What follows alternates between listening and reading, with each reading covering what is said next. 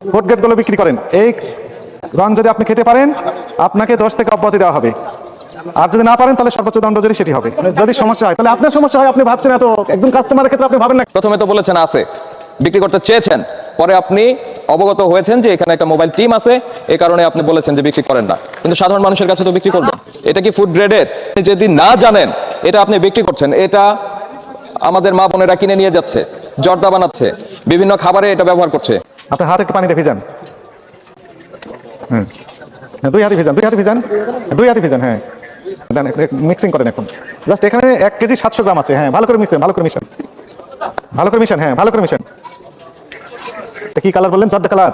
এখন আপনি ধুয়ে ফেলেন, দেখবেন যে এখানে লেগে আছে, আর তুলতে পারবেন না, কারণ যেহেতু টেক্সটাইল কালার তাহলে আর উঠবে না। হাত কালার এখন ধুয়ে ফেলেন, আপনার হাত ধুয়ে চলে আসেন।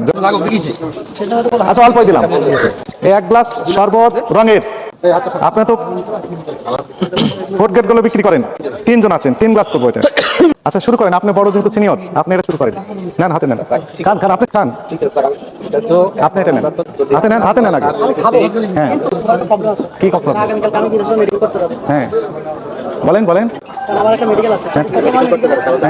মেডিকেলে আপনি রিজেক্ট হয়ে যাবেন। আপনি খেতে পারবেন না, খেতে পারবেন না, তাহলে আপনি খেতে পারবেন না, আপনাকে জাস্ট 1 লক্ষ টাকা জরিমানা করা হলো এবং সতর্ক করা হলো, যদি এই কাজ আবার করেন আপনার নামে রেগুলার মামলা দায়ের করা হবে।